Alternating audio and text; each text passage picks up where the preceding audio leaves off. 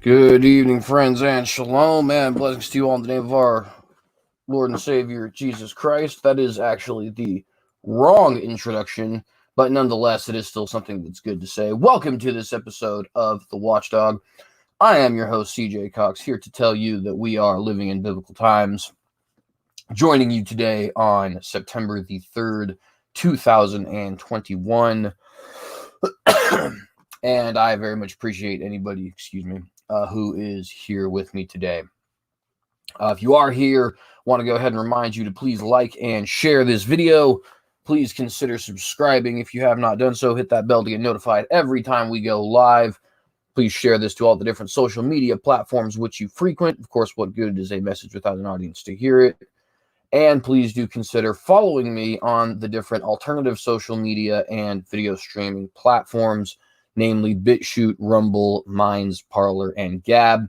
If you want to help fight the big tech overlords, the way you got to do it is by getting these accounts and using these alternative social media and video streaming platforms. So if you're ready to do that, if you're willing to do that, please not only get an account there, but go ahead and follow your boy. You can find me at the Synagogue on any of those different channels. And again, want to say I'm very happy to have you guys here with us today. So, got a couple things that we want to talk about. I'm going to try and be kind of quick today, have it as close to an hour as possible, because I am feeling a little tiny bit under the weather. And it is also pretty late, and I've been working all day and all that kind of stuff. So I'm going to try and just get through this pretty quickly. But nonetheless, do have some very interesting stuff to talk about for you guys today. Really only two stories, but they are, in my opinion, very huge things for us to talk about. So nonetheless, we are going to continue to do so. Before, of course, we get into any of that, I want to go ahead and jump into our pre-article discussion. And so with that, let's just go ahead and get right into that. So what we are going to go ahead and talk about today for the pre-article discussion is a little bit, I guess, different in a way than usual. I just want to talk a little bit about the recent election, or the upcoming, election cycle 2022, and how important I think it is for us to vote for candidates who we very genuinely want to, not only do we genuinely want to see in positions of power, but also who genuinely want to defend our Constitution, who want to defend our Christian heritage, who want to defend our liberties, and indeed even the liberties of our enemies as well, and so on and so forth, right? Because so often people, when they come to these elections, they're so worried about voting for whichever candidate that seems to actually be the best, because they think they're unelectable, or this, that, and the other thing they said is not necessarily politically correct. And while obviously there is those who are just outright insulting and degrading and rude and things of that nature, right? There is also just people not being politically correct, and telling it like it is, or having opinions that may not necessarily jive with the mainstream, may not jive with the establishment, right? Doing things that are considered to be radical or bold. Ooh, excuse me. Sorry, something just jumped up here randomly. Anyways, and basically what I wanted to say is we don't have the luxury to play that game anymore, I think. We don't have the luxury to actually sit here and say, well, the more politically expedient option, the guy who looks better in a suit and tie, so to speak, right? The guy who's got the more polished words and the more electable rhetoric, that guy is the one we're going to put forward. We don't have the luxury to say that anymore, in my opinion. I think we are at such a critical stage in the nation's history, and we might even be past it, to be honest with you. We very well could be. I tend to think we might be. But anyways, being optimistic, we are at such a critical stage in our nation's history that we need to elect people who are fighters, people who are principled, people who are vertebrate, people who are very strictly constitutionalists, who trust the Lord, who want to fight for America as it was and as it should be. And we do not have the opportunity to play, these sort of pussyfooting around kind of games, right? Where we're looking for people like, for example, Janice McGeachin here in Idaho, right? People say, well, she's constitutionalist, sort of, and she also is electable. Well, I'm sorry, she's Trumpian. She's somebody who's not particularly big on things like ending abortion, on getting our federal lands back, on making sure that we actually have our liberties being fought for as far as against taxation and our rights to own property and things of this nature, right? Now, do I like Janice McGeachin? Yeah, in a lot of ways, but the point is that I want somebody who's a fighter at this point. There's, the time for pussyfooting around is done. It's over with, right? And I think that now is the time for us to actually have warriors in the office. And so I just want to basically say, hope I'm making sense to everybody. I just want to basically say that I think that we need to be electing the fiercest, most vertebrate, most ambitious, competitive, willing to stand on what is right candidates that we possibly can this election cycle. No compromise, no mercy, so to speak, right? We need to move forward with our agenda, and we need to do it fiercely because we may not have an opportunity to do it again. And so with that, I want to go ahead and say 2021 vote Larry Elder in California, 2022 vote Ammon Bundy in Idaho, 2022 vote Kristi Noem in South Dakota, 2022 vote Chad Prather in Texas. Of course, everybody has a right to vote for whoever they want, but these are the people who are officially endorsed by the Watchdog, if you guys care. And we are very interested in seeing fighters elected all throughout the country. So let's go ahead and get to the articles we're going to talk about here today. Doesn't appear we have very much people here in the live chat today, but I didn't actually have this up until like 8 o'clock anyways, and usually I try to do these in the mornings. So this will probably be one that more people are seeing, not live. We only ever get between 20 and 50 views on these episodes anyways, so it's not that big a deal. Excuse me. And anyways, let's go ahead and get right into our article. So first thing I want to talk about today is the Taliban Afghanistan yet again. And today specifically what I want to address is what it means for Afghan Christians, right?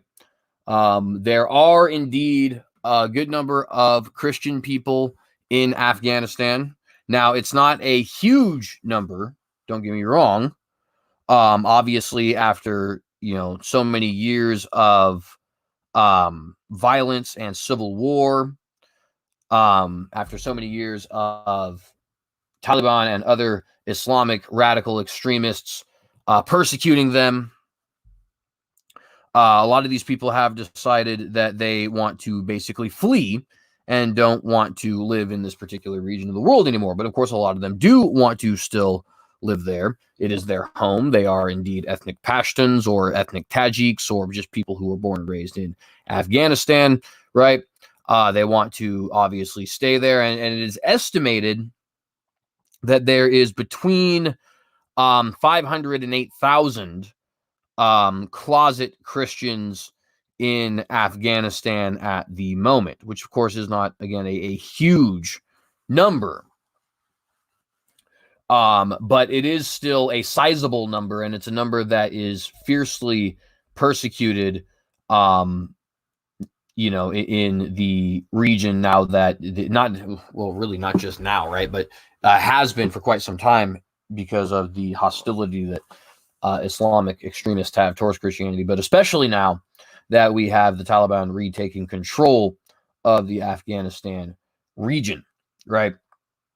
So I want to go ahead and go to what is now. It is interesting to note the statistics can vary, right? Like for example, what I just gave is 500 to 8,000. Other sources will say 1,000 to 18,000. Some sources will say that it's around 3,000. It's obviously, like I said, not a huge number, but it is a number that is highly persecuted at the moment. And by the way, they do happen to be joined by a couple of Jews as well. It's believed that there are roughly 1,000, Jews still in the nation of Afghanistan. So what exactly does the existence of a Taliban Afghanistan, the reemergence, I should say, of a Taliban Afghanistan mean for these Christians in Afghanistan, this potential 500 to 18,000 Christians in Afghanistan, as well as the 1,000 Jews who joined them? And as you might be able to guess, it does not mean good things. That is for certain. There's definitely no positivity coming from the fact that the Taliban have reestablished control of Afghanistan, right? This is one of two articles we're going to read today. This one is a little bit older. It comes from August 17th, but it is still something that is incredibly important because it, of course, illuminates what is going on in this region of the world. Report, this is from Breitbart, Taliban killing people found with Bibles on their phone. One more time, Taliban killing people found with Bibles on their phone. This is an article from Catherine Hamilton. The Taliban is killing people in Afghanistan if they find, that they find with copies of their Bible on their mobile phones. A Christian nonprofit announced on Tuesday. Now, by the way, you'll notice here, this is something that's not necessarily related to Christianity per se, but does give you a little bit of an understanding as to the evils of the Taliban government. You can see here these women are forced to live in essentially bird cages, it looks like, right? They're not allowed to have any part of themselves visible whatsoever, not even their eyes, right? Because the Taliban consider that to be distasteful or immodest in some way, shape, or form, right? So you can see, of course, the very strong misogynistic sentiment that you have there. People think that it's misogynistic for us to say things like, hey, it's a good idea for women maybe to not walk around in bikinis and have self-respect for themselves. And yet, of course, they'll turn around and say that Islam is a religion of peace and they respect women and all that other kind of stuff. Anyways, moving on to the actual article. The Taliban, a radical Islamist terrorist organization, seized leadership of the country on Sunday after surrounding the nation's capital, Kabul, prompting former President Ashraf Ghani, to flee. The Taliban ruled Afghanistan until 2001, starting in 1996, by the way, when the United States invaded the country and established a brutal regime that regularly persecuted political dissidents, religious minorities, women, and anyone considered to be violating Islamic law or Sharia. And not just Islamic law, by the way. The Taliban are actually unique amongst Islamic terrorist groups in that they follow a code that is known as Pashtunwali, right? Now, to be very oversimplified, Pashtunwali is basically the traditional lifestyle of the Pashtun people, which are the primary ethnic group in Afghanistan, and indeed, it is believed that they are the ones originally called Afghans. They are the dominant ethnic group in the Taliban as well, and the Taliban not only push forward a radical Islamic fundamentalism that is very strict to Quranic standards and Hadithic standards and things like that. They actually mix that with this Pashtunwali understanding, and in some instances are actually known to value Pashtunwali tradition over Sharia tradition, right? And especially that is especially the case amongst more quote moderate Afghani Muslims, right? And this does make the Taliban a little bit unique when you would compare them to, say, like Saudi Arabia, right? Saudi Arabia would be a more traditionalist kind of fundamentalism, something that you would get more from just a straight plain reading of the Quran and Hadith, specifically Sahih Hadith, right? Whereas the Taliban are going to have little kind of quirks. For example, a much harsher law surrounding adultery. A little bit more egalitarian, too, in the sense that they end up killing both parties. But much harsher in the sense that the mere accusation itself is considered to be enough for conviction, rather than, needing to have some series of witnesses or things like that. There's also certain tribal distinctions and governmental hierarchies that are set up as a result of Pashtunwali. There's obviously the use of Pashto as a language rather than Arabic. There is the extremely strong ties to your not only your particular ethnic group, which of course they want Pashtun dominance, right?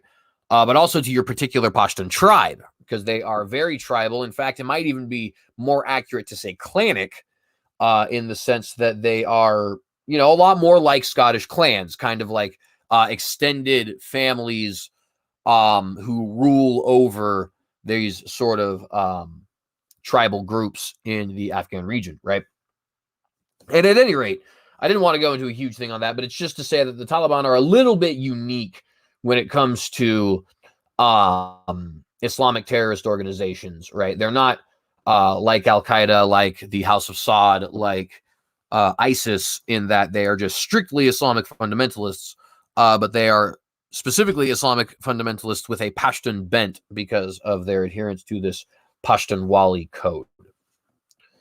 And at some point, we might, I've been thinking actually of potentially doing Patreon videos for my audience.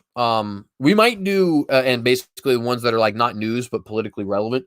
We might do a full on, like, what exactly is the Taliban kind of video for patrons at some point, just as a way to kind of incentivize people. But nonetheless, I'll think about that. You guys maybe let me know what you think in the comment section or live chat, depending on when you see this. At any rate, according to SAT-7, an organization that broadcasts Christian programs to churches and Christians in the Middle East and North Africa, the Taliban is using spies and informants to persecute Christian minorities in the country. Quote, "We're hearing from reliable sources that the Taliban demand people's phones, and if they find a downloaded Bible on your device, they will kill you immediately," end quote, said SAT-7 North American President Dr. Rex Rogers, who told us to Religion News Service. Quote, "It's incredibly dangerous right now for Afghans to have anything Christian on their phones. The Taliban have spies and informants everywhere," end quote. And by the way, there's a couple other things that we've seen reported to us via charities and social media and basically other non-official sources, sources that are on the ground, though, such as the Taliban going around and shutting down in a sort of, quote, secret fashion schools for women, and I believe schools that did not have a specifically Pashtun bent or Islamic bent, as well as going around and basically taking a census of all the women in certain villages between the ages of 12 and 25 who are unmarried, and essentially taking the census so that they have a list of viable wives, who, of course, are not going to have a choice in the matter. So really what we're talking about is viable sex slaves, who are going to be taken at the point of a gun. So there's a lot of reports coming from sources that you might not consider, quote, official, but that are coming directly from the ground. And of course, it is hard to tell sometimes what is propaganda and what is not. The thing about a lot of this stuff is, like, for example, when it comes to like SAT-7, right? There is a lot of organizations out here that do have history of truth, as well as people who are providing like actual physical receipts as far as the video evidence and things like that. So we do have a pretty solid idea of what is actually going on in Afghanistan, just to be fair. Other Christian nonprofits and ministries that specialize in assisting persecuted Christians around the world have been sounding the alarm as well, emphasizing the ruthless nature of Taliban leadership. A Christian contact of one released international partner described the situation as dire in a report published Monday, excuse me. Release International is a Christian ministry that also assists persecuted Christians around the world.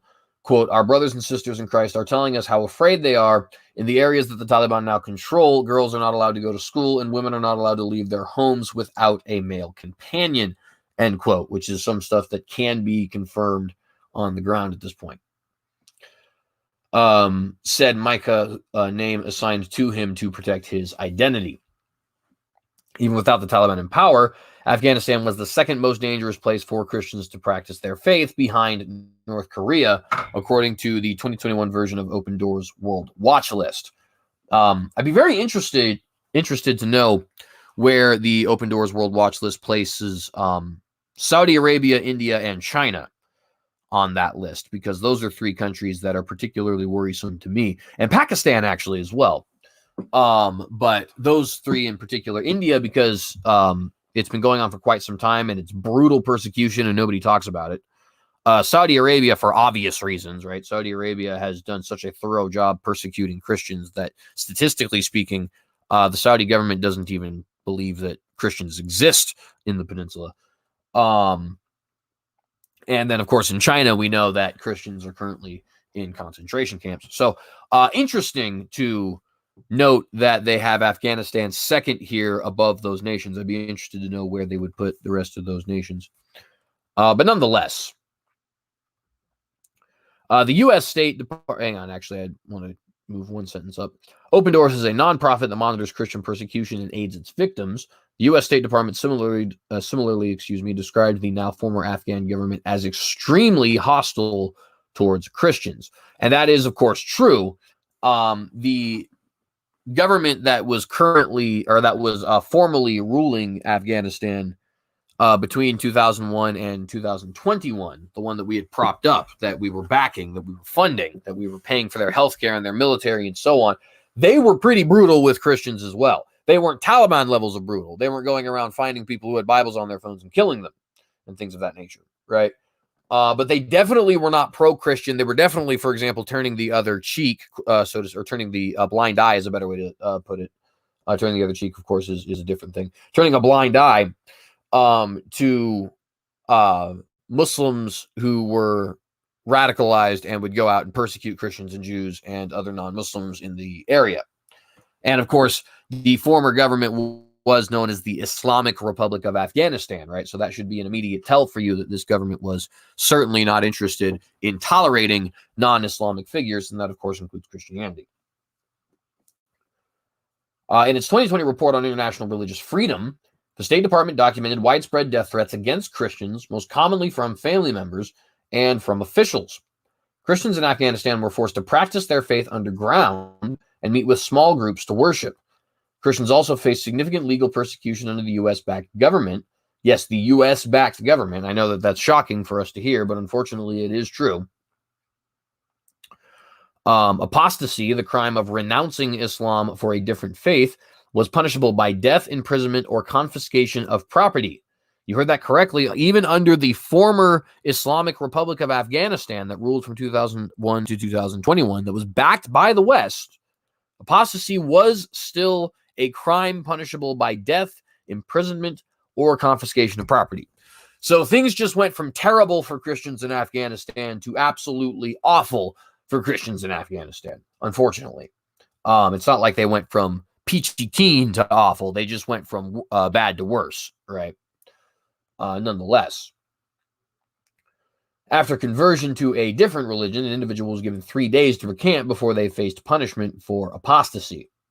Quote, according to Sunni Hanafi jurisprudence, which the Constitution states shall apply if there is no provision in the Constitution or other laws about a case, beheading is appropriate for male apostates, end quote, the report states. Quote, while life imprisonment is appropriate for female apostates unless the individual repents, end quote. The State Department estimated Christians and their minority religious groups made up 0.3% of the population, adding that no reliable estimates of the Christian community exists because, of course, they're not about to just go out and tell people. Now that the Taliban has seized power again after a 20-year war, Christians who are already being forced to conceal their beliefs for fear of retribution are reportedly being targeted and murdered for their faith, right? So they went from being persecuted in a way that could involve death if they were renouncing Islam, but wouldn't necessarily, to a persecution that does absolutely involve torture, rape, and death. Quote, secret believers in Afghanistan are especially vulnerable. Prior to Taliban rule, they already had a very difficult time living out their faith as they had to keep it secret from their families for fear of being shunned or worse, killed, end quote, said Brother Samuel, Open Doors Field Director of Asia. By the way, you can see here a little picture of a upside-down cross being lit on fire with American and Israeli flags underneath it. That is, and of course you can see a whole bunch of people cheering it on. That is the common sentiment amongst Afghanis And of course, like I was saying, it only gets worse, excuse me, now that the Taliban is in control. Quote, now that the Taliban is in power, their vulnerability increases tenfold. It would be almost impossible to be a follower of Jesus in this country, end quote, Brother Samuel continued. Quote, we are monitoring the situation, but this is the time for us to ask God to have mercy not only on his people, but on this country as a whole, end quote. And that is something that I would definitely encourage you guys to do, is please be praying, not only for the Christians in Afghanistan, but indeed just for people in general in Afghanistan, because, you know, of course it is the will of the Lord, but they are in for a rough time. And a lot of it is unfortunately our own fault, as in the United States of America and just the West in general. Not all of it, right? It's not all on us, but nonetheless, we should be praying for our brothers and sisters in Christ. We should be praying for our brothers and sisters in humanity. We should be praying for stability in the region. And of course, hopefully God in his mercy and sovereignty will answer our prayers. The Taliban is infamous for monitoring the social practices of local populations and imposing ruthless punishments based on their interpretation of Islamic law, or what observers call a parallel system of justice, according to the U.S. Department of State's 2020 report on international religious freedom. Open Doors noted that though the Taliban has promised a more modern and reformed approach to government, fear remains as to how it will impose Sharia in the coming days and weeks. It is important to note that they have already started doing some of the stuff that we all know that they were going to do, that is not inclusive, that is not reformed, that is not modern, right? But is just your typical Taliban shtick, right? For example, they've shut down schools where women teach. They've decided to kill people who have Bibles on their phones. They've been going around, obviously, going door to door looking for sex slaves, right? So there's definitely no reason to believe the Taliban at the moment when they say they're going to establish a more modern and reformed government. That is, in my opinion, like North Korea saying they're not about to make nuclear bombs, or like China saying that they're about to start creating a more capitalist system, right? It's like, okay, this is all platitudes and nonsense is what it is. In reality, the state wants to look good to the media, to its population, to the rest of the world, while still pushing forward its vile and violent agenda on its people, many of whom, unfortunately, will agree with it. Open Doors noted that though the Taliban is hang on, I already read that, sorry. Quote, with the collapse of the government, the expansion of extremism, food shortages, and the raging pandemic, Afghanistan needs urgent prayer from the global church right now, more than ever, end quote, the organization said. And I would absolutely agree with that there. But that's not the only article we're going to read today on Afghan Christians,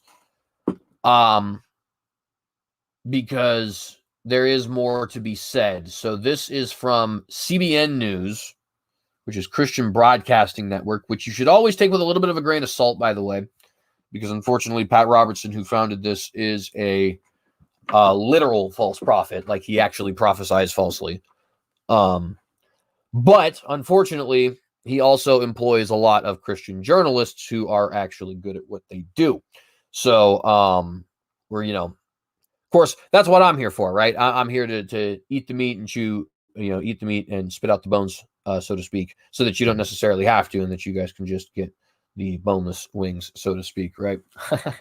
But at any rate, you always have to note that this is from CBN News, Andrea Morris writing, Afghan Christians face terrifying future under Taliban. As Christians, we know there is persecution. Widespread chaos has consumed Afghanistan now that the Taliban have gained control of the country, inciting fear among religious minorities, including Christians, who are worried about an increase in persecution. International Christian Concern, or ICC, a nonprofit persecution watchdog, recently spoke that an Afghan church leader about the enormous dangers confronting people of faith in the war-torn country. In a two-part interview with ICC posted to YouTube, the anonymous church leader explained in broken English that the Taliban has a great number of influence, meaning, and again, they said it was broken English, but meaning they have a lot of influence, right? They have a lot of people who are under their influence against people in terms of obtaining information. Quote, they want to be safe, the church leader explained. They want to be protected, so if they come to my area, I will tell them everything that I know, so that when the Taliban come, then they somehow spare my family. They don't hurt me, end quote. He said that some Christians cannot even trust their own family members. Quote, the Taliban come in the area of the mosque, ask how many members of the household are part of that, and they take names of all the people who live there. Places like north of Afghanistan, Taliban controls some of the areas. Having a beard is compulsory, meaning you literally have to have a beard or the Taliban will punish you. Taliban come to houses, they ask for food, they ask for money. Some of them are known that they have been Christians, end quote. Again, broken English, the leader noted. And those who do not adhere to the militants' demands risk the chance of being killed. Quote, definitely they're going to kill some of the Christians that have been known, and that way they want to spread the fear that we will not tolerate anything against that, end quote, the church leader added.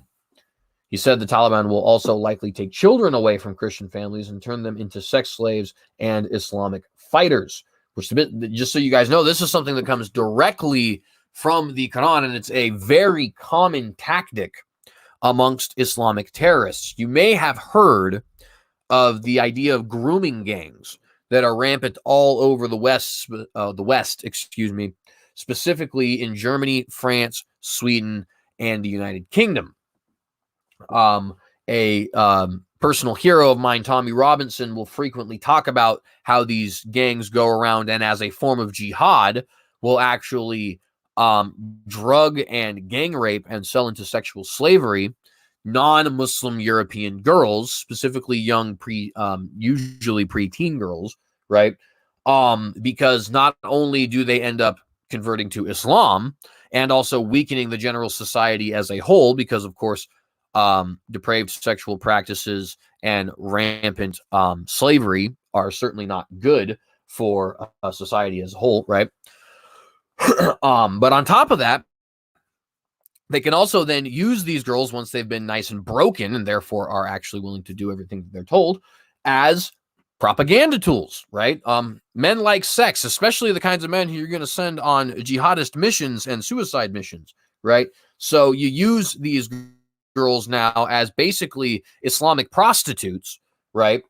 As a means of converting people not only to your religion, but to your particularly violent fundamentalist version of your religion. And on top of that, of course, you know, when you have things like mutta wives and Islamic fighters being able to have an unlimited number of sex wives as well as up to 4 wives, or sex slaves as well as up to 4 wives, right? They could obviously just use the women for that. The point is, it's a very well-known way to persecute non-Muslims, and a very well-known way to actually move forward with jihad, right? And it comes straight out of the Quran. Straight out of the Hadith, I should say. When Muhammad, he was actually asked by a group of his followers after they had just won a battle. The followers say, hey, you know, we killed these women's husbands, but some of the husbands are actually still around because they weren't fighters or because we captured them. So what do we do as far as the women are concerned? Are they plunder? And Muhammad basically says, absolutely they are. All that your right hand possesses is yours. And he says it is unlawful for you to sleep with another man's wife unless your right hand possesses them, right? And so this is something that the Taliban and other different Islamic jihadist groups actually take directly from Islamic tradition. Quote, definitely for Christians, it's just an obvious thing that they're, the Taliban, going to take all of their kids and they have to go through the retraining of that system and marrying the Taliban. For the boys, they have to go get re-educated in the madrasas, and definitely they will be trained as soldiers forcefully, specifically Taliban soldiers, of course, end quote. He pointed out the Taliban will also take away Christian women and force many people to convert to Islam. In part 2 of the interview, the church leader explained that many Christians are dealing with the crisis through prayer.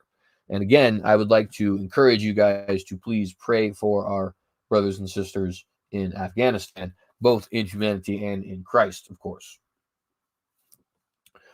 Quote, definitely we trust in the Lord and pray that he is sparing his people, he said.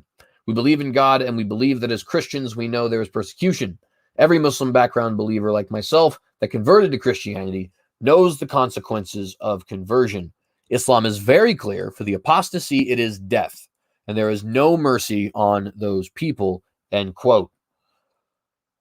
The church leader added, quote, God has a purpose and a plan. He knows what's best for his children in Afghanistan, end quote. And that is 100% accurate. And let me just say that while we live here in the West with such luxuries, right? And of course, there are certainly a lot of elements of hostility towards Christianity in our country, right? But with such luxuries and such freedoms as we have, there are people out there who, despite the fact that they could be faced with rape, torture, and murder very soon, are still confident that the Lord has a plan and that that plan is specifically in their good interest. Not only in their good interest, but of course towards the glorification of his word, his name, his kingdom. And I just want to remind people that that kind of precious faith is what we are all to strive to, if the Lord would be so gracious as to give it to us. But at any rate,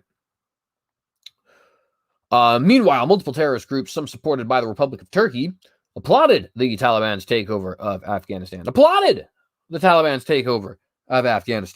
People want us to actually work with countries like Turkey and Pakistan and other countries like this, but they are applauding, propping up regimes like the Taliban. And people actually think we should work with these people. Anyways, ICC reports that some compared the coup with the fall of Mosul to ISIS in 2014. Abu Maria al-Qahtani, a former Mosul policeman and former commander of Syria's Jabhat al-Nusra, reportedly said, quote, the victory of the Taliban is a victory for the Muslims, a victory for the Sunnis, a victory for all the oppressed, end quote. Which is a shame to hear him actually think that way, but nonetheless, Islam is very good at brainwashing folk. Several mosques in Syria celebrated after the Taliban acquired Kabul on Sunday by reportedly passing out sweets. Additionally, Turkey was mobilizing terrorists within Syria for deployment into Afghanistan. Reportedly, President Erdogan has even attempted to communicate with the Taliban. Of course, that is just another plain example as to why we should not trust Turkey, but nonetheless. Last Wednesday, he invited the group to Turkey, saying, quote, our relevant institutions are working on it, including talks with the Taliban, and I may also receive the leader of the Taliban. Turkey has nothing that contradicts their beliefs, end quote. Nothing that contradicts their beliefs. People want us to work with this country. Anyways, could the Islamic takeover spread back to Iraq? Many Iraqi Christians are worried that their own country could fall victim to a major security crisis like Afghanistan. An Iraqi journalist tweeted, quote, if a similar takeover of state happens in Iraq, it won't be ISIS, it's the PMF or Popular Mobilization Forces, the IRGC-backed, Iranian-backed, it's actually Islamic Revolutionary Guard. I don't know what the C stands for, but nonetheless. Groups in particular that will run down the army and state security apparatus. They're taking notes from the Taliban right now, end quote. Claire Evans, ICC's regional manager, said terrorists feel empowered by the Taliban's success in taking over Kabul. Quote, the atmosphere throughout the Middle East region has changed with the fall of Kabul to the Taliban, she said. The Middle East has just entered the recovery stages following the defeat of ISIS, an ideology predicated on the genocide of religious minorities. This is potentially a significant turning point for religious freedom across the Middle East. We are watching the Middle Eastern response closely and with great concern, end quote. Please continue to pray for the people of Afghanistan, for them to find strength, wisdom, and peace in his promises. And of course, I would absolutely reiterate that sentiment from the article writer there. Got another group of topics I want to talk about here with you. So just one moment while I pull up my banner. By the way, Shalom to Kel the Quayo and Jamie Russell. Thank you for being here. Those of you guys who are here, please remember to like and share this video. Please remember to subscribe if you have not done so. Hit that bell to get notified every time we go live. And please share this to all the different social media, websites which you frequent. What good is a message without an audience to hear it? By the way, friends, if you would like to actually help me make this into a career, you are able to do so by supporting me on Patreon. Please only do if you feel that it is actually worth it. But nonetheless, I will drop the link there in the live chat for you while it's on my mind. And let's go ahead and pull up this article here.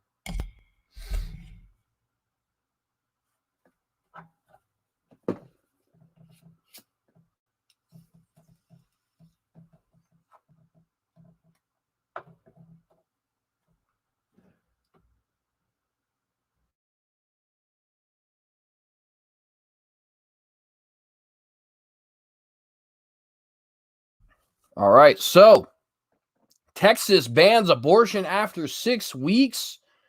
And, excuse me, friends, unbelievably, mind-blowingly, shockingly, stunningly, etc. adjectives to express like extreme shock coming from your boy CJ.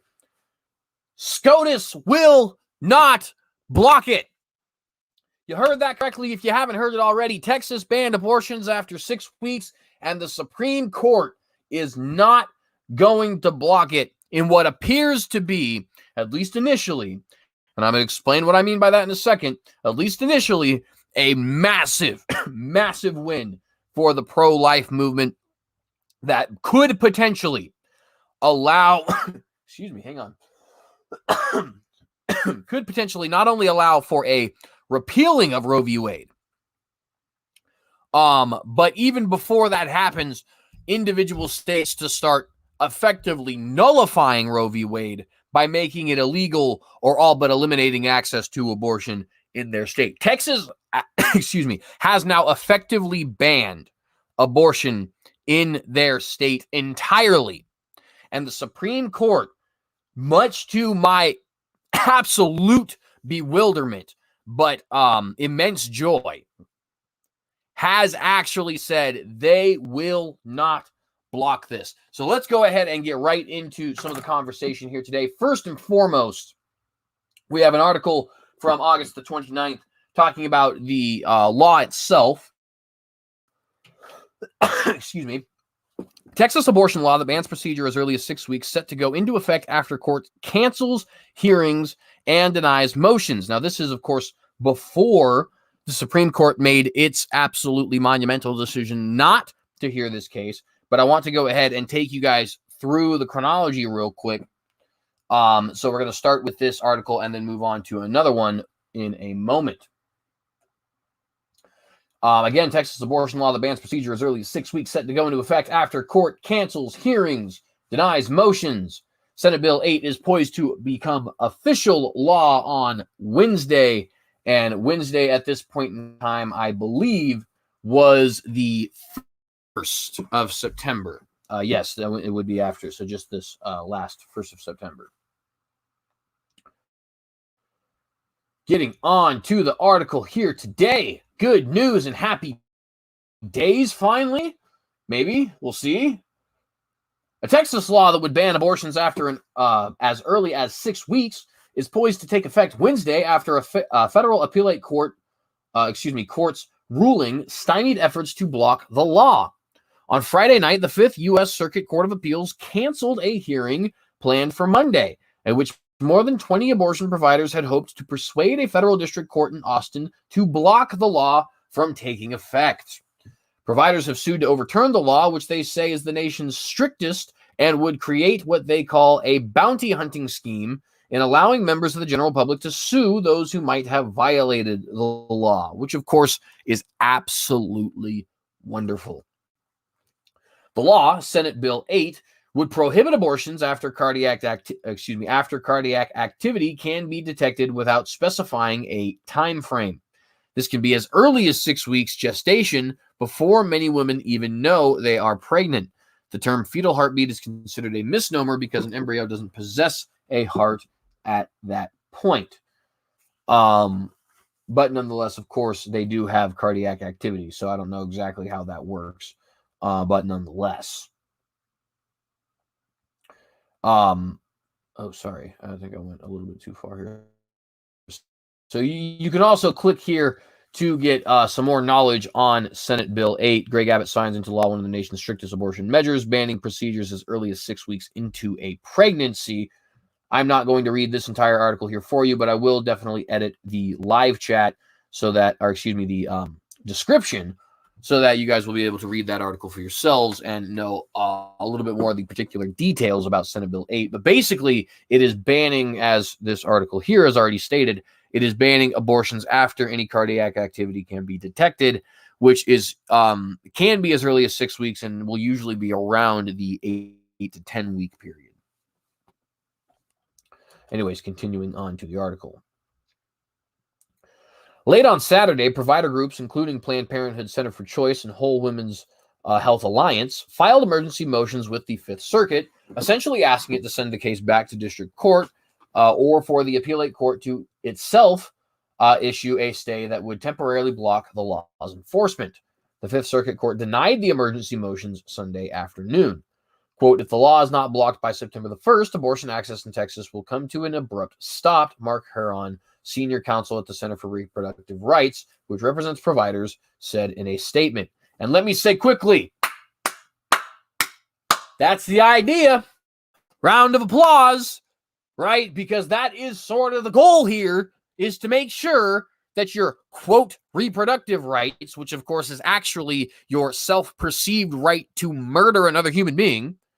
Yeah, the idea is to eliminate those entirely. Get rid of them. Frankly, I think abortion should be punished. Like, yes, I think abortion should absolutely be punished.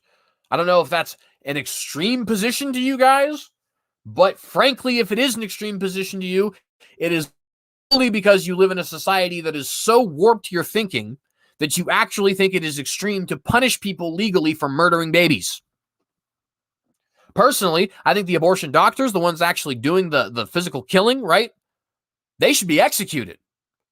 And the mothers should absolutely be legally punished as well. Technically, under our American legal code, we typically reserve the harsher punishment for the person actually doing the killing. And I'm perfectly willing to continue that tradition in this particular case. But should they be legally punished? Absolutely. All accomplices are legally punished. They provided their own child up to a murderer to be literally butchered. Yes, they should be legally punished. I don't understand why this is even remotely controversial to people. But nonetheless, we continue. The state's strategy, he said, has been to, quote, circumvent the court system and the Constitution itself, end quote, he said, in order to push abortion out of the reach for as many Texans as possible. Now, I could care less about the court system because the court system, I think, is very often corrupt. Obviously, Roe v. Wade is a perfect example of that. I would challenge Mark Heron, this basically Nazi equivalent man. I would challenge him to actually show me where in the Constitution it actually says anything about the right to have an abortion.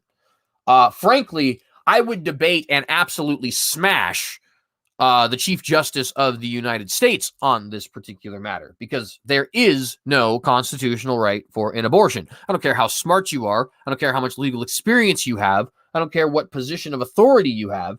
I could actually be functionally retarded and I'd still be able to win that debate, because it's just the truth. There is no right to an abortion in the Constitution. By the way, I don't say that as an insult. I meant like literally functionally retarded. I could literally be that person, like have an IQ lower than 75 and still win that debate against the Chief Justice of the United States. Why? Because there is no right there in the Constitution. Literally, the right to have an abortion shall not be infringed is words that don't exist in that entire document. I'm sorry. Like, perhaps you should try to English better. Anyways. Kim Schwartz, Director of Media and Communication for Texas Right to Life, an anti-abortion organization, said the group was really excited about the increased likelihood that the bill would go into effect Wednesday. And I agree, of course. The Fifth Circuit is considered one of the most politically conservative circuit courts in the nation. Abortion providers and supporters have braced for SB 8 for months. Texas women could completely lose access to abortion for a time, warned Helen Krasnoff, Vice President of Public Policy Litigation and Law at Planned Parenthood Federation of America. Quote, it's quite possible that it could create chaos and problems on the ground, including the closing of health centers, end quote, Krasnoff said. Even if clinics stay open, the law could affect most of the abortions now being performed in Texas. Whole Women's Health, which also provides gynecological care for women, said in a press release that 90% of the abortions they perform are after the 6-week mark. And thank God for that, because that means 90% of abortions they perform out of there. Out of there. Absolutely adore that. That is a fantastic fact. Let's get it up to 100. Quote, to be clear, our health centers remained open and Planned Parenthood providers will see as many patients as they can, as long as they can within the law. But without the court stepping in, on Wednesday, Texans will be denied their constitutionally non-existent, I added the word non-existent, but it is true, right to abortion in violation of 50 years of precedent, end quote. Now, it's funny. It's apparently a constitutional right, and yet it has only existed by precedent and only for 50 years. It's almost like they're admitting it's not a constitutional right. But anyways, said Julie Murray, senior staff attorney for Planned Parenthood Federation of America. Marva Sadler, one of the named plaintiffs in the abortion providers lawsuit and senior director of clinical services for Whole Women's Health, said the appeal 8 decisions make it much more likely SB 8 will go into effect September the 1st. On Sunday, she said she was rushing for her organization's clinic in Fort Worth, where at least 8 patients were seeking abortions before they become legal. Cancellation of the hearing was definitely a surprise, Sadler said. Quote, I've been really focusing on how things will look on Wednesday when we have to start turning most patients away, end quote, she said. Abortion opponents have celebrated the passage of SB 8, especially its provisions allowing private citizens' role in enforcement. Quote, the pro-life movement is very excited to have a part to play and to make sure SB 8 is going to be followed, end quote, John Seago, legislative director for Texas Right to Life, said John Seago, legislative director for Texas Right to Life. If the law goes into effect, clinics will follow it, said Krasnoff with the Planned Parenthood Federation of America. Quote, if the law is not blocked, we are going to be complying with the law, end quote, Krasnoff said. And I can guarantee you guys that that is a lie, because Planned Parenthood has already been cold busted selling baby parts, covering up sexual assault, covering up when minors are getting are into sexual relationships and getting abortions, so on and so forth. So the idea that they're actually going to follow the law here is hilarious. But hopefully they'll actually be stupid enough not to, and we can have somebody throw the book at them and actually have these people thrown in prison for the rest of their natural, disgusting, and pathetic lives. Sorry if it sounds like I'm a little bit agitated at the fact that they exist, but I am. Disclosure. Planned Parenthood has been a financial supporter of the Texas Tribune, which is why you can see some of the liberal biases that are clearly coming in through this article I'm reading. A nonprofit, nonpartisan news organization that is funded in part by donations, from members, foundations, and corporate sponsors. Financial supporters play no role in the Tribune's journalism, and that, of course, is a lie. There's another article here that I'm going to go ahead and drop in the description once I edit, which is actually this one. Texas law opens the door for another state, for other states to pursue abortion restrictions. Where do you find great Wood River tools inspired by past designs and built with modern materials? Just real quickly to say, the Supreme Court's refusal to block the Texas fetal heartbeat law, the most restrictive abortion legislation in the U.S. to date, is expected to inspire more Republican-led states to follow in the Lone Star State's footsteps. Politicians in Arkansas, South Dakota, and Florida, including Florida Governor Ron DeSantis, have already committed to at least looking into implementing a version of the Texas 6-week abortion ban in their states. And also, of course, here in Idaho, Ammon Bundy has said if elected, then day one of being governor of Idaho, he will start to enforce a ban on abortions within the borders of Idaho. The court's 5-4 decision not to intervene in the Texas law that went into effect Wednesday did not determine whether the law is constitutional, while courts have previously ruled 6-week bans unconstitutional. Now, that is the important thing people need to know.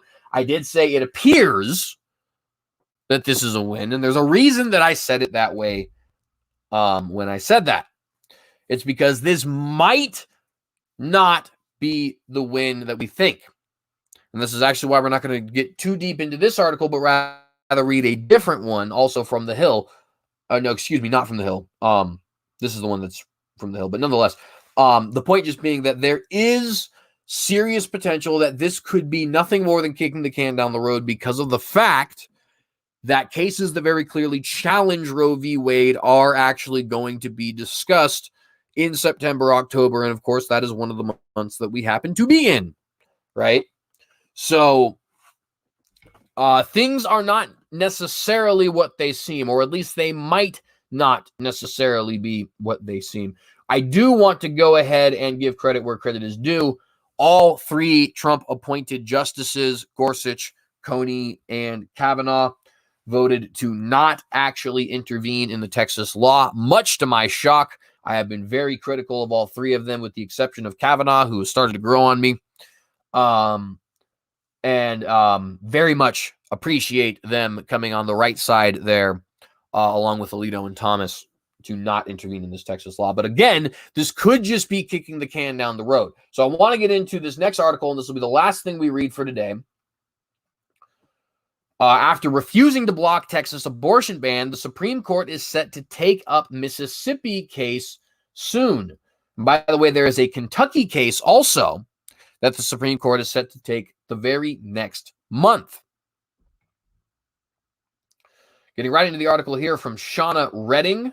This is from KVUE, which is a local affiliate of ABC, I believe actually in Texas. It does say the article was written from Washington, D.C., so maybe I'm wrong about that. But anyways, Senate Bill 8, Texas 6-week abortion ban, has been in the national headlines this week as it officially takes effect, and almost 24 hours after it took effect on September 1st, the U.S. Supreme Court ruled 5-4 against putting the law on hold, which again, thank the Lord for that decision. Texas is the only state to outlaw abortions after 6 weeks. And by the way, in whatever state you're in, if you're in a state where it's even remotely possible that this could be achieved, South Dakota, Idaho, Wyoming, Alaska, Maine, etc., anywhere in the South, right? Start fighting for this, because now we know it can be achieved. Obviously, if you're living in like California or New York, right? You might be better off boxing a brick wall, to be honest with you. Maybe you should fight against it anyway. But also maybe you should just move is potentially my advice for you. But nonetheless, if you're in one of these states where you do have a potential of winning, you have no excuse, right? You need to start fighting, and you need to start fighting now. At any rate, at least 12 other states have passed similar legislation, but none of that legislation has taken effect due to other legal challenges. Again, the list of those states can be found here. This article will be provided in the description when I edit the description, but we won't be reading the whole thing. But you already got some of the states that have suggested it. For example, South Dakota, Alabama is one, though it wasn't mentioned on the earlier thing. Kentucky, like I said. There was another one that they mentioned that is fleeting me at the moment. But nonetheless, you guys get the idea. As early as next month, October, the Supreme Court will hear a case from Mississippi about an abortion ban for those pregnant 15 weeks or longer. The bill was signed into law in 2018, but the ban has been blocked by lower courts as inconsistent with the Supreme Court precedent that protects a woman's right to obtain an abortion before the fetus can survive outside her womb. The Texas bill, SB 8, or the Texas Heartbeat Act, bans abortions once a fetal heartbeat is detected, which is typically at 6 weeks gestation and before most women know they are pregnant. The bill does not make an exception for survivors of rape or incest who become pregnant as a result of the crime against them. It only allows an exception for medical emergency. And let me say, as terrible as those situations genuinely are, and as much as we should absolutely fight not only to punish the perpetrators to the highest extent of the law, but also to care for the victims as much as we possibly can, not just legally, but as a society. I do have to say, in the end, I do agree with that decision on Texas' part. Obviously, you have to make exceptions for medical emergency. Unfortunately, that is a situation that you just cannot do anything about. If one of the two parties is going to die, then unfortunately it just doesn't make any sense to save the child. It only makes sense to save the mother. If you can save both, of course you do, right? But those are very rare situations, and they are situations that I don't think doctors and mothers take lightly, right? I'm sure no mother who has ever had to get an abortion because of a medical emergency looks fondly on that moment, right? And unfortunately, there's absolutely nothing that could be done about that. Things do happen that are outside of our control, right?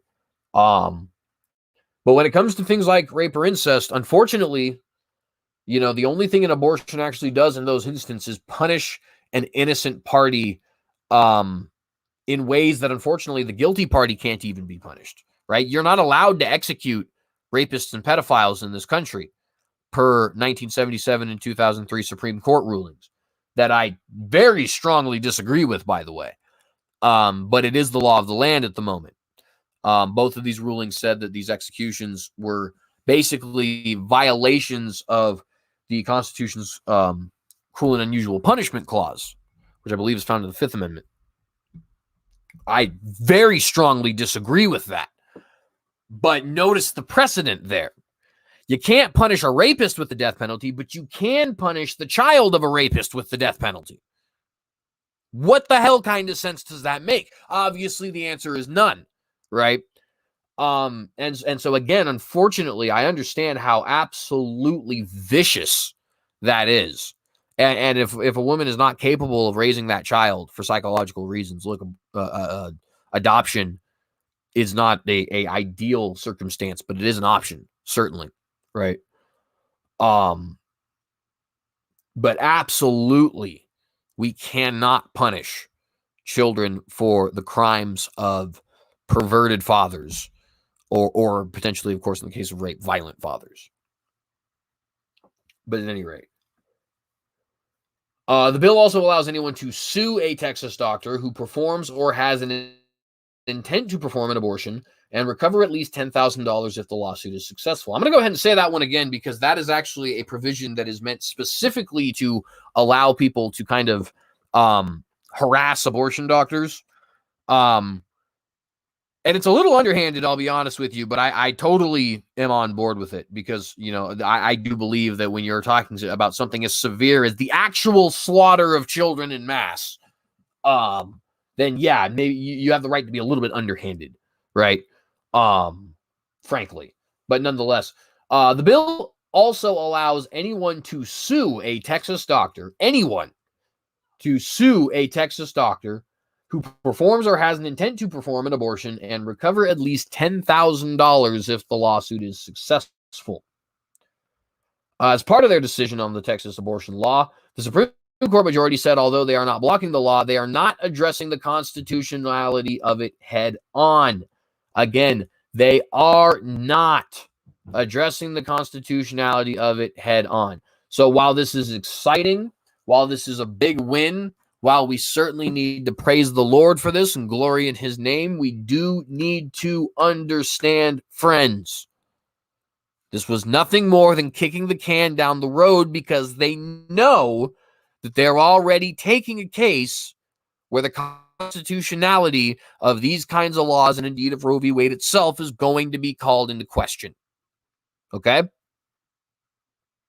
need to understand that. You need to keep up with what is continuing to go on because you don't want to get distracted into thinking, oh, they refused to hear it. We just won. That's not how that works. We won temporarily. For the next month or so, maybe a little bit longer than that, we have victory. But actual victory has yet to come. Okay?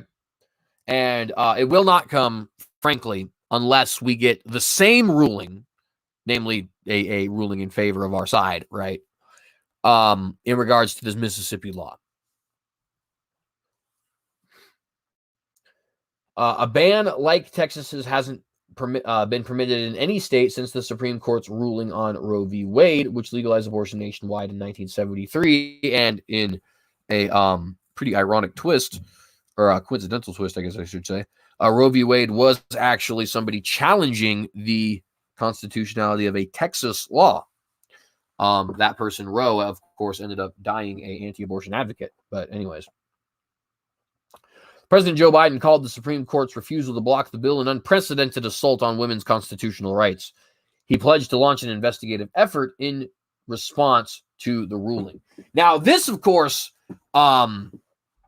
is a very interesting example of just how treasonous and duplicitous Joe Biden actually is.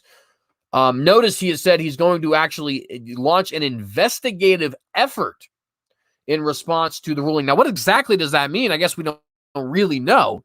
But considering that he is the executive, the commander-in-chief, the highest law enforcement officer is one of his underlings, the attorney general, right?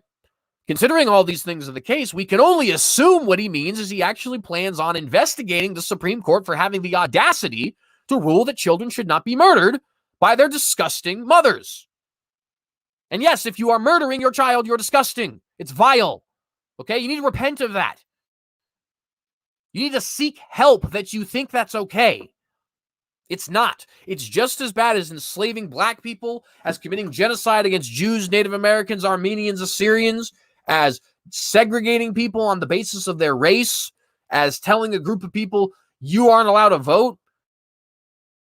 Them in zoos, it's just as bad as all of that stuff.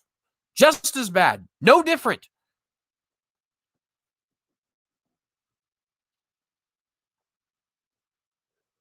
And the idea that women have a constitutional right to murder their child is, unfortunately for you, fortunately for reality and sanity, false.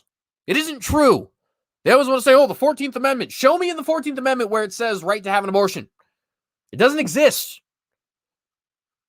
At least when they ruled that we couldn't execute pedophiles, they were parroting language found in the Constitution with the cruel and unusual punishment thing. At least at that instance, they were actually misinterpreting the Constitution rather than just making stuff up from the bench. But the idea that women have a right to an abortion is literally just making stuff up from the bench. It's writing sentences in the 14th Amendment that don't exist. And frankly, the idea that the one branch of the federal government is going to launch an investigation into another branch of the federal government because that branch of the federal government didn't rule the way that this other branch of the federal government actually wanted is disgusting. Biden should be impeached for this. And unfortunately, impeachment is nothing more than a joke at this point after the two that happened to Donald Trump and after Marjorie Greene just immediately filed impeachment articles against Joe Biden as soon as he was elected, right? It's literally nothing more than a joke. But if we were being honest, if we were having a real, genuine system, we would see something like what Joe Biden is doing here, and we would absolutely impeach him. And we would impeach anybody in his administration who was involved. But of course, that's not the world we live in anymore, right? We live in a world where the United States government's corruption is blatant for all the world to see, and nobody bats an eye. No one cares. That's just the way it is. That's imperial government for you. Oh, what did he say? Imperial? Yeah, I did. But anyway, that's the end of the article there. Excuse me. It's also going to go ahead and be the end of our show. So I appreciate you guys for joining us, those of you who did. If you liked this video, please do like and share this video. Please consider subscribing to this channel to get notified every time that we go live. You'll have to hit that bell. But of course, if you like this content, you'll just have to subscribe to get it in your newsfeed and all that kind of stuff. And I certainly do appreciate that. If you'd like to help me make this into a career, you can certainly do so by helping give to the Patreon there, which is in the live chat. And if you want to find the links to any of the articles, it's not there currently, but by the time a lot of you are watching this after the fact, it will be in the description below, as well as links to all of my different social media accounts. If you want to follow me there, I specifically recommend that you follow me on Minds, Gab, Parler, BitChute, and Rumble. BitChute and Rumble are alternative video streaming sites that will eventually be the haven of the show because YouTube has already decided they're coming after us, despite the fact that I only have 42 subscribers. And of course, Minds, Parler, and Gab are the alternative Twitters of the world, and usage of not only these alternative video streaming platforms, but also alternative social media platforms is how we will take back internet free speech. It is the only way we will take back internet free speech, not by repealing Section 230, not by getting the government involved, not by suing companies or breaking up companies, but by actually using the capitalist system that we have in our country to our advantage and propping up these different companies which are actually supporting our right to free speech. So get a Parler, get a Gab, get a Minds, get a BitShoot or a Rumble, get one of those accounts and follow your boy. Go ahead and share this video on there and tag it. And let's actually start using alternative social media platforms to fight back against big tech censorship. And again, I want to thank you guys for watching this video. If you liked it, please do like, share, subscribe. Remember to be watchdogs. And I want to ask you guys, in the face of Armageddon, will you compromise